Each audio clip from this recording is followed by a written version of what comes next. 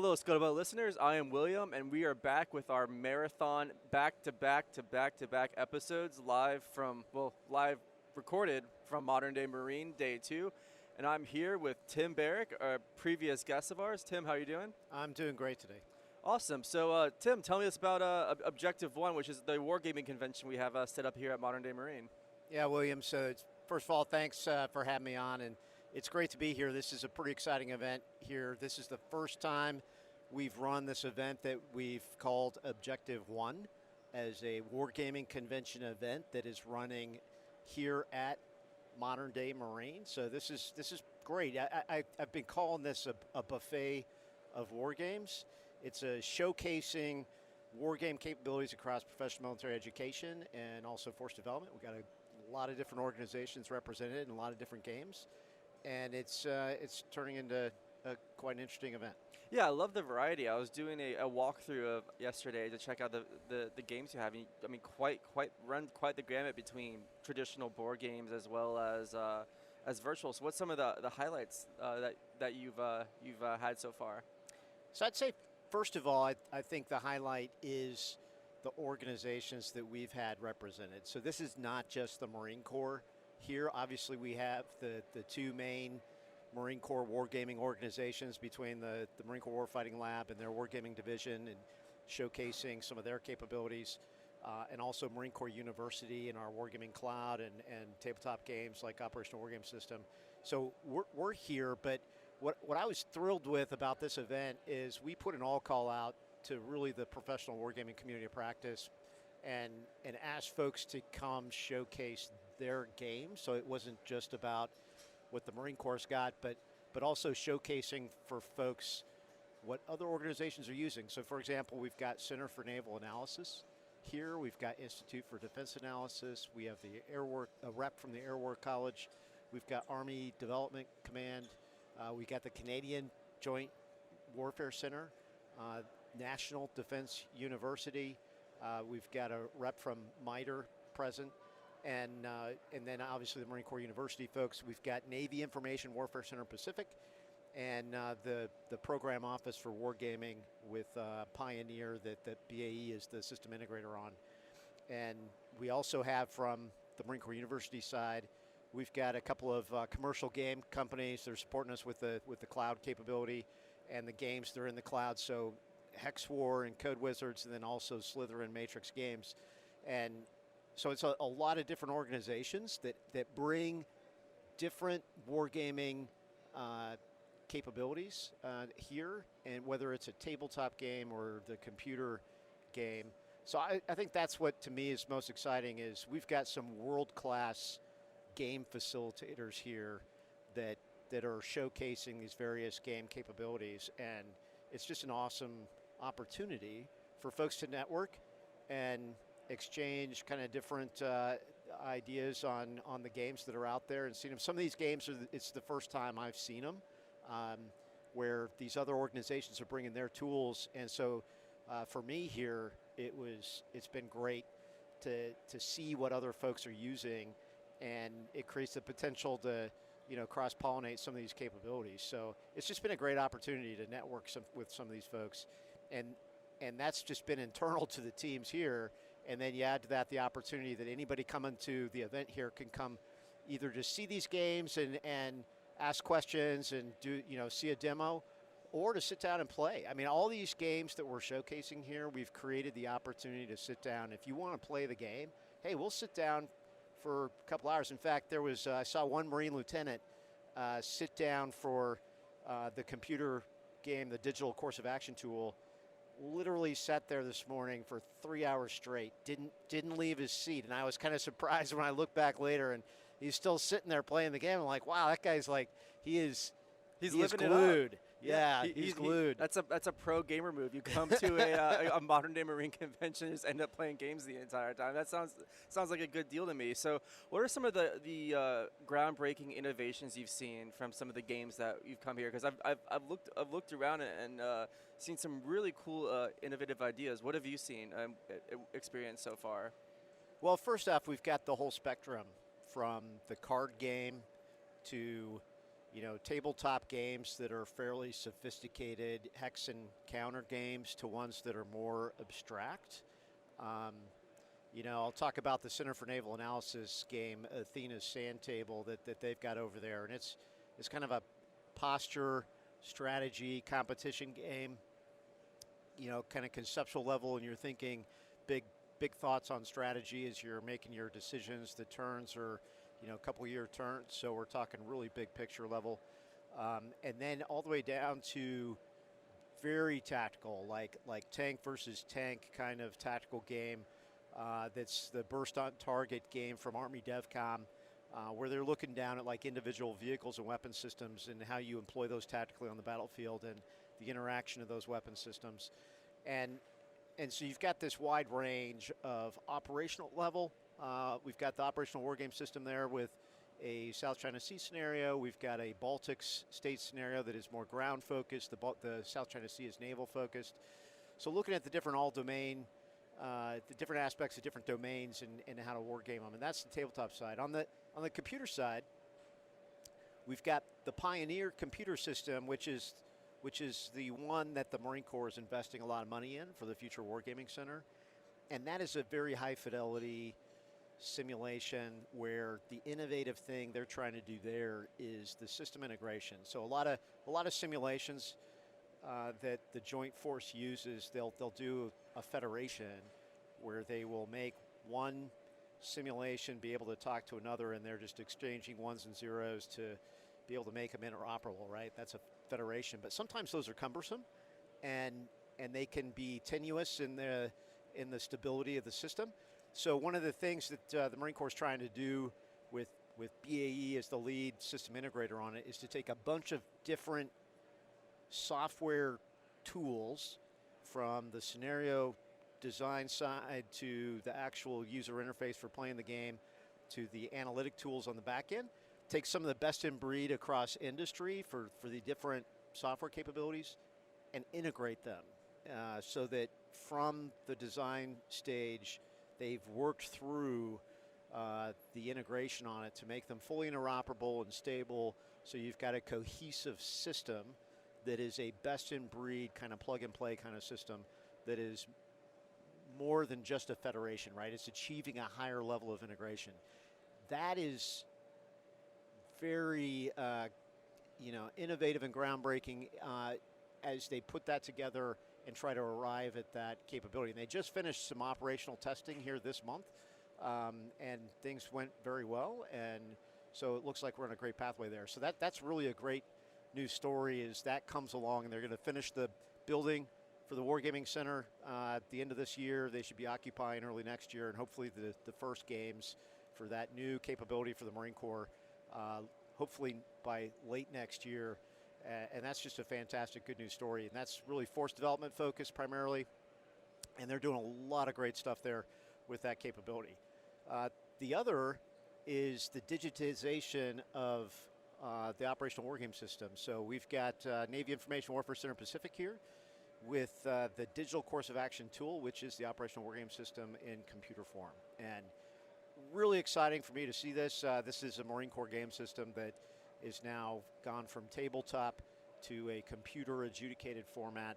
They're at the prototype stage with this, and it's just exciting to see it coming together. And there's still some work to be done. It's beta testing, but really exciting to see it, and I'm looking forward to having that in our Wargaming Cloud, so that we can leverage it at Marine Corps University and our Fight Club and in the support of the courses, where now we can, the great thing about that is it's going to speed adjudication in the gameplay because the computer's going to zip through stuff like that really quickly for us, and time is one of our most precious commodities, especially in the schoolhouse. We have limited time in the classroom, to conduct these games, and sometimes these big operational games can take a while to play and adjudicate. And so in computer form, it just it helps us accelerate that, where it'll do in seconds, obviously, what it can take us like 30 minutes to do in the adjudication. So the other is a Company Commander game. This is our debut of a Company Commander modern war game. It's got Marine Corps Rifle Company in it for 2025 with drones and loitering munitions. And it's a very simple, easy to play computer game that we're going to have in our Wargaming cloud. And I look forward to running Fight Club tournaments with this game system. And we've got a tournament going here with a nice prize for high score for whoever gets the highest score here at Modern Day Marine in this company commander game. And we've got a good competition going for that right now. Yeah, it looks pretty steep. I'm checking out the scoreboards over there, and it's competition's pretty competitive. So I've noticed that there's a good mix between player versus player games you have, as well as player versus AI. And AI, in wargaming ranges from incredibly inept to excellent. What what innovations, I guess, in AI have happened recently to make it more competitive against a human player? Yeah, so obviously with things like ChatGPT out there, we're seeing a lot of AI capabilities that are creating a lot of opportunities for different things. Many of the games that we have here right now, a lot of them are player versus player, even in the computer format, like the digital course of action tool, a lot of the Hex War games. The AI is not developed or mature in some of these games. Other ones like Flashpoint campaigns and Command that we have, when even in Command, that's got to be programmed. And in Flashpoint campaigns, a lot of that is programmed and driven by what are, I would contend are legacy might be too old-fashioned in terms of saying it reaches too far back, because a lot of it is, a lot of the techniques in the commercial industry and in the artificial intelligence, but it's not necessarily the AI that you and I would think of as we think about, some of the advanced AIs that we are envisioning that technology is going to be able to deliver in probably the not too distant future. What we have here on the commercial side and Marine Corps University side is probably the latest in industry from a basic computer gaming standpoint.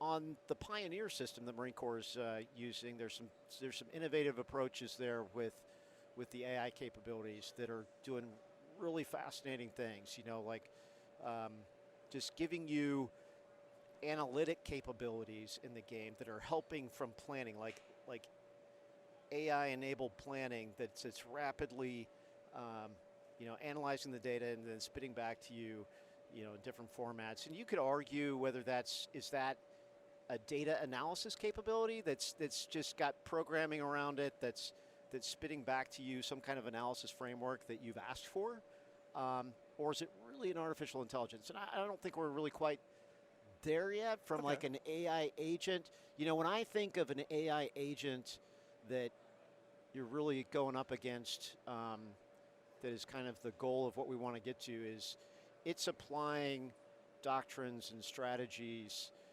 unique to a certain kind of, like let's say taking all the doctrine and stuff and plugging it into the AI, and then it's going to fight you with that doctrine, right? And I think what we've got with Pioneer is starting to get into that realm of being able to do things like that. And it's definitely something that in the wargaming community we would love to see happen, is to continue to enhance that kind of AI capability. Because one of the drawbacks when you're playing human v human, especially if you're trying to run a game with, let's just say, an adversary like Russia or China, where you want the opponent to fight in the way that they may fight, right? And when you put a human in that role, there's always going to be the potential for mirror imaging, especially if they're background and trained in U.S. joint doctrine and things like that they may fight using that same joint doctrine and doing the mirror imaging. So the more that we have opportunity to kind of do an AI agent playing the adversary in that role, applying more of a doctrinal approach, hey, that would be great. Now that doesn't mean that we would dispense with the humans in that process, because I don't think we're there yet, and some may disagree with me on that, where we want to just exclusively rely on AI agents to spar against, right? We talk about reps and sets of playing games more and more to develop the cognitive skills in warfighting, and an AI agent to spar against is fantastic. In the end, though, sometimes they can start to become predictable, and humans will always surprise you, right? And so I think it's, I always see a difference in playing a game between, the AI agent and the humans. There are those who are contending now that they have AI agents that you can wargame against that you can't tell the difference. And That's a little freaky. and that is great in certain circumstances, right? And there's so much stuff out there, and I think that we are at that point where we're starting to see AI capabilities that achieve that kind of effect where, yeah, you may not be able to tell. I mean, we're seeing it. That's the thing with like the ChatGPT thing, right? You get feedback in language written that you may not be able to tell the difference between, hey, an AI wrote this versus the human, right? And I think we're there. We're like at that edge of seeing a lot of breakthrough with artificial intelligence and tremendous opportunity for what it can do inside of a wargaming realm in many ways, whether it's the analysis side, the planning side, or the opponent side. And I would even say from the scenario design side, right? I've used it a lot just to say, hey, spit me out a scenario on this, or create the higher headquarters order for this. And it's surprising the things it can do. I mean, it's truly impressive, and definitely an enabler that I've started to leverage to really increase productivity and produce some interesting, thoughtful approaches as it sifts through and pulls information together and throws it back at you. It's pretty fascinating. So interesting opportunity space that we're in now with this. Pretty incredible work. So as we begin to wrap up this interview, you're a young second lieutenant. You come here to the Wargaming Convention Objective 1. What games would you recommend to that sort of educational level that you have here? Well, I definitely would recommend to sit down and play our new Company Commander Modern war game. That would probably be the first one I'd say go to, is get that one, because it's right there at the tactical company level to play that game. I would also then ratchet up to Flashpoint campaigns as, really that battalion to brigade level. It's it's a simulation that's based on Cold War Germany, 1980s, but it really mature. There's a lot of years of work invested in Flashpoint campaigns and making it a fantastic computer game. So that one offers a different experience and environment that is extremely rich. And then, the whole host of these tabletop games. Littoral Commander over there that Sebastian Bay developed as a commercial game. That one is focused on a Marine Littoral Regiment, and your primary forces in the game are tactical level, platoons and elements of a Marine Littoral Regiment that you're employing in the battle space.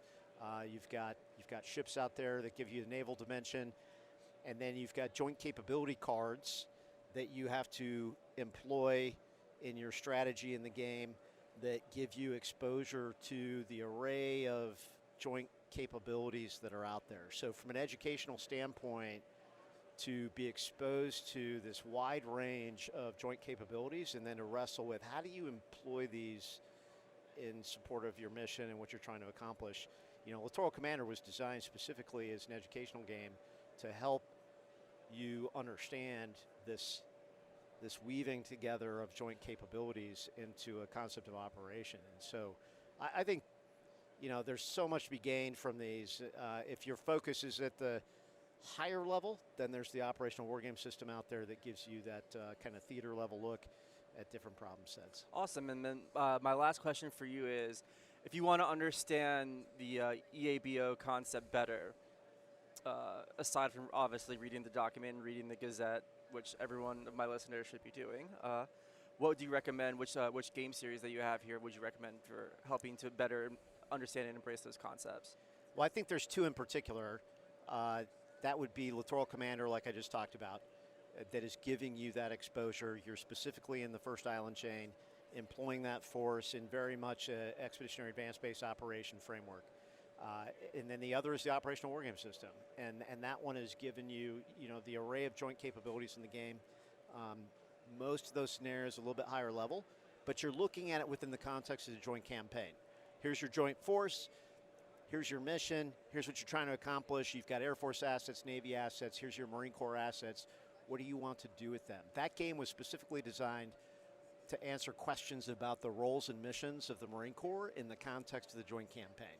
So that one is giving you exposure to how you might employ those forces and capabilities in that. So, yeah, we got the games here, and as those get digitized and converted into computer game systems, you have both opportunities within a tabletop format or in a digital format to explore those games. Awesome. Well, Tim, thanks for coming on our show again. We appreciate having you. Congratulations. Objective One is I'm glad we have our booth set up here, so I get to just casually, whenever I have free time, just look over at the screens and get to watch some good quality gameplay. So anyways, congratulations, and thank you again for coming on. All right. Thanks, William. Great to be here. Scuttlebutt is a production of the Marine Corps Association. I am William Truding. But you've also heard the voices or contributions of Vic Rubel, USMC retired, Nancy Lichman, retired Frazier. The opinions expressed in this episode do not reflect the official stance of the Marine Corps, DoD, or Marine Corps Association.